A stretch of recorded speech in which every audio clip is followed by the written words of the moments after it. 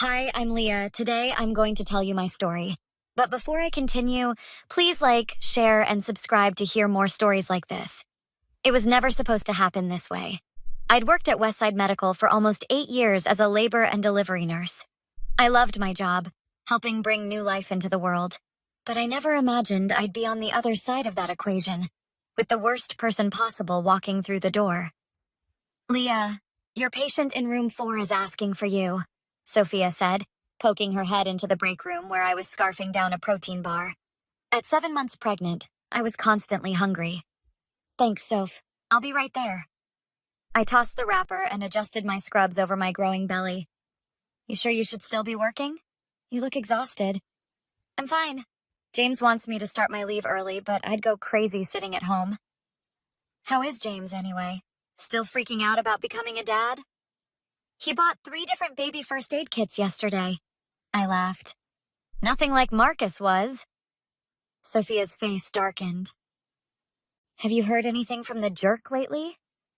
Not since the divorce was finalized 2 years ago, thank God. Last I heard he was doing some fellowship on the East Coast. Good riddance, Sophia muttered. After everything he put you through, I hope he stays there. Tell me about it. Finding him with Danielle was bad enough, but the way he tried to convince everyone I was just being paranoid? I shook my head. Classic gaslighting. And now you've got sweet James who worships the ground you walk on, Sophia smiled. Karma works sometimes. That afternoon, Dr. Rodriguez approached me at the nurse's station. Leah, got a minute? She asked, her expression unusually serious. In her office, she got straight to the point. We've hired a new OB/GYN specialist. It's Marcus Evans. The room seemed to tilt sideways. Marcus? My ex-husband? I fought against it, believe me. But he's completed a prestigious maternal fetal medicine fellowship, and the board overruled me. When does he start? Monday. 3 days. That's all the notice I get? Dr. Rodriguez sighed. I know it's not ideal. I can arrange different shifts if you'd prefer. No, I said firmly. I won't let him push me out. I've been here longer. This is my turf. 3 days to process that my ex-husband, the man who'd cheated on me repeatedly, gaslit me about it for years, and then tried to turn all our friends against me when I finally left him, would be working alongside me. That night, I told James over dinner. You've got to be kidding me, he said, fork clattering against his plate. After everything he put you through, can't you transfer to another department? And let him win? No way! This is my hospital, my department. I was here first. James reached across the table for my hand. I'm worried about you and the baby. Stress isn't good for either of you. I'll be fine. Marcus is just another doctor. I've dealt with difficult doctors before. None that were your ex-husband, James pointed out. None that tried to convince everyone you were mentally unstable when you caught him cheating. That was 2 years ago, I said. I'm stronger now. He can't hurt me anymore. Just promise me you'll be careful, James said, squeezing my hand. That guy is bad news. Monday arrived, and with it, Marcus. I managed to avoid him most of the morning, but the hospital only had so many places to hide. We finally crossed paths in the medication room.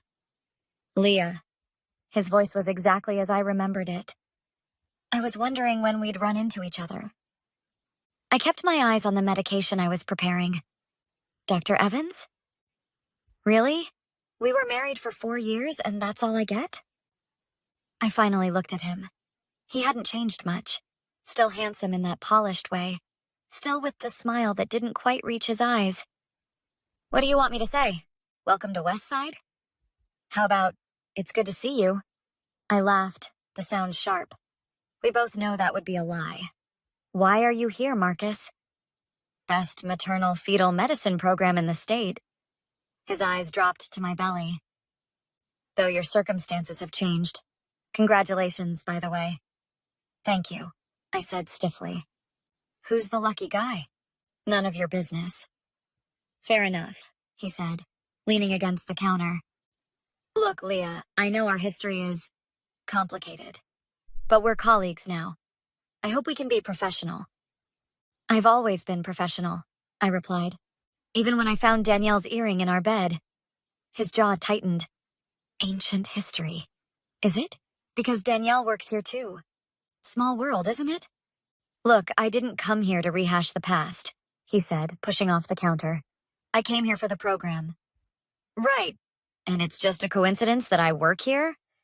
Believe it or not everything revolves around you, Leah. Funny. That's what you said when I asked about all those late nights at the hospital with Danielle. His eyes flashed. I see motherhood hasn't softened that sharp tongue of yours. And I see success hasn't made you any less of a jerk. The next few weeks were a careful dance of avoidance until he started requesting me for his patients. What do you mean he's requested me specifically? I demanded of Sophia. His patient requested a senior L&D nurse, and he asked for you by name, said your expertise would be valuable. This is ridiculous. He's clearly doing this to mess with me. Maybe, but what can you do? He's the doctor, you're the nurse. I can refuse. And risk complaints? Come on, Leah, you're better than that. Show him you can be the professional here. Reluctantly, I joined Marcus for the consult. The patient was a first-time mother with a high-risk pregnancy.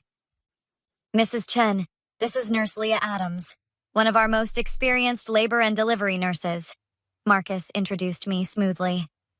Please, call me Jennifer, the patient said with a nervous smile. Leah will be coordinating your care plan, Marcus continued. We worked together for years. There's no one I trust more. I nearly choked. The audacity of this man. As the weeks passed, Marcus kept requesting me for his patients. Despite everything, we worked well together professionally. You're spending an awful lot of time with your ex, Danielle commented one day as we were changing shifts. It's not by choice, I said. He keeps requesting me for consults. She hummed skeptically. Getting close to your due date now, aren't you? What's your point, Danielle? Just wondering if your boyfriend knows how much time you're spending with your ex-husband? Fiancé, I lied, holding up my ringless finger. And there's nothing for him to worry about. If you say so, she smirked. Marcus always did have a way of getting what he wanted. I was 38 weeks pregnant, still working despite everyone's protests, when the contractions started. By mid-afternoon, there was no mistaking it. Leah, you're in labor, Sophia said firmly after watching me pause during a contraction for the third time in an hour. I'm fine, I insisted. My due date's still 2 weeks away. Tell that to your baby. Come on, let's get you admitted. This is embarrassing, I groaned as Sophia led me to an empty room. I'm supposed to be working, not giving birth. Only you would be embarrassed about going into labor, Sophia laughed. Everyone else uses it as an excuse to get out of work. Dr. Rodriguez came by shortly after. Only you would try to work through labor, Leah. She examined me. 4 centimeters already. This little one's in a hurry. James is on his way, I told her. He was at a client meeting across town. Good. In the meantime, you're in the best hands. I'll check in regularly, but Dr. Williams is on call today. Thank God for small mercies, I muttered. At least it's not Marcus. The next few hours passed in a blur of contractions and breathing exercises. James arrived, holding my hand through each wave of pain. You're doing great, babe, he encouraged. Just like we practiced. I take it back, I gasped. All those times I told mothers it would be over soon. This is never ending. Then, chaos. Alarms blared in the hallway. Shouts about a multi-car accident, critical patients incoming. Dr. Rodriguez burst into my room. Leah, I'm sorry, but Dr. Williams has been called to emergency surgery. One of the accident victims is pregnant and needs an immediate C-section. What about Dr. Chen? I asked, dreading the answer. Already in surgery. The only available OB is Dr. Evans. James immediately protested. No way, not him. Can't we wait for someone else? There is no one else, Dr. Rodriguez said apologetically. Every OB is tied up with the accident victims. But another contraction gripped me, stronger than the last. When I could speak again, I gasped. It's fine. I just want this baby out safely. Minutes later, Marcus walked in, already gowned and gloved. His eyes widened slightly at the sight of me, but he quickly composed himself. "Leah," he acknowledged with a nod, then turned to James. "And you must be the father. I'm Dr. Evans." "I know exactly who you are," James said coldly. "I understand this is awkward," Marcus said. "But I'm here as Leah's doctor, nothing more." The next hour was the most awkward of my life. Marcus remained professional, directing nurses, monitoring my progress, encouraging me through contractions. "Okay, Leah, you're fully dilated. On the next contraction, I want you to push," Marcus instructed. 20 minutes of pushing later, our daughter was born. Marcus placed her on my chest, a strange expression crossing his face before he turned away. "She's perfect," James whispered, tears streaming down his face. The next day, Sophia visited with gossip. Apparently, Marcus had a complete meltdown in the doctor's lounge after delivering Emma. Dr. Patel found him just sitting there, staring at the wall, said something about, "That should have been my life." "You're kidding," I said, adjusting Emma in my arms. "Nope, direct quote, and that's not all. Danielle's been telling everyone that Marcus came back specifically for you, that he's still in love with you and wanted to win you back. That's ridiculous." "Is it? He's requested you for every case since he arrived. He asks about you in meetings, and now this breakdown. Even if that were true, it's too late. I've moved on." "Well, someone should tell him that.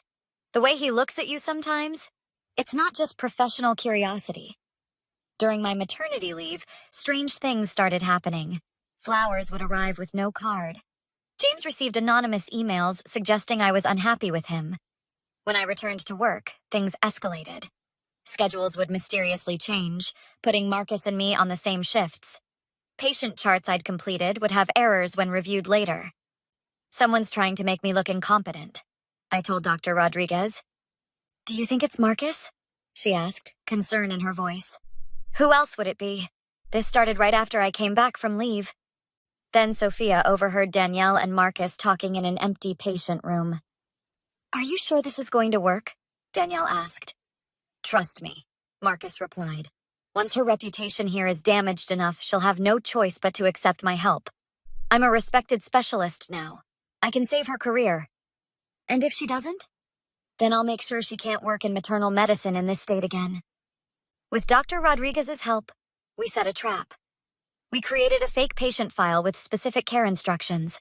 Only Marcus, Danielle, and I had access to it. Meanwhile, I acted increasingly distressed at work. Just as predicted, Marcus approached me. "Leah, I couldn't help but notice you've been having a rough time lately," he said, voice dripping with fake concern. "It's nothing," I sniffled. There have been so many mistakes. Dr. Rodriguez is starting to question my competence." "That's terrible. Listen, I could speak to her. Tell her what an excellent nurse you've always been." "You'd do that?" "Of course. We have history, Leah. I care about what happens to you. Maybe we could discuss it over dinner? For old time's sake?" And there it was, the move I'd been waiting for. I'd like that. That night, I met Marcus at an upscale restaurant. During dinner, I mentioned the fake patient file. "Jane Wilson, room 412. According to the system, I was the last one to access it, but I know I didn't make those changes." "I'm sure there's a simple explanation," he said smoothly. "Dr. Rodriguez is launching an investigation. They're checking the login timestamps against the security footage." Marcus looked alarmed. "Security footage?" I nodded. "They installed new cameras last month." The next day, Dr. Rodriguez called an emergency staff meeting. Marcus looked nervous when he saw me there. "I've called this meeting because patient records have been tampered with, medication orders altered, and schedules manipulated," she began. "These actions have put patients at risk and damaged the reputation of valued staff members." She turned to face Marcus directly. "Dr. Evans, we have evidence that you, along with Nurse Thompson, have been systematically sabotaging Nurse Adams' work." Gasps filled the room. Danielle turned pale. "That's absurd," Marcus protested. "Why would I do such a thing?" "According to your own words, to damage her reputation so severely that she would need your help." a conversation witnessed by another staff member. Furthermore, we traced the alterations to the Jane Wilson file directly to your login credentials. You accessed that file at 9:47 p.m. last night, approximately 1 hour after having dinner with Nurse Adams. Marcus's face hardened. You set me up. You set yourself up, I replied calmly. Marcus was suspended pending a formal investigation. Danielle was placed on probation. Both would likely lose their positions. As security escorted Marcus from the building, he turned to me, face contorted with rage. You'll regret this, Leah. This isn't over. Actually, it is. Threatening a colleague in front of witnesses? Not your smartest move. The aftermath was surprisingly peaceful. Marcus was fired and faced a disciplinary hearing that resulted in a suspension of his medical license. My reputation was restored, and I was promoted to charge nurse. 6 months later, I received a letter from Marcus. It was a lengthy apology, claiming he'd gotten therapy and wanted to make amends. I showed it to James, who scoffed. He's still trying to manipulate you. I know, I said, tossing the letter in the trash.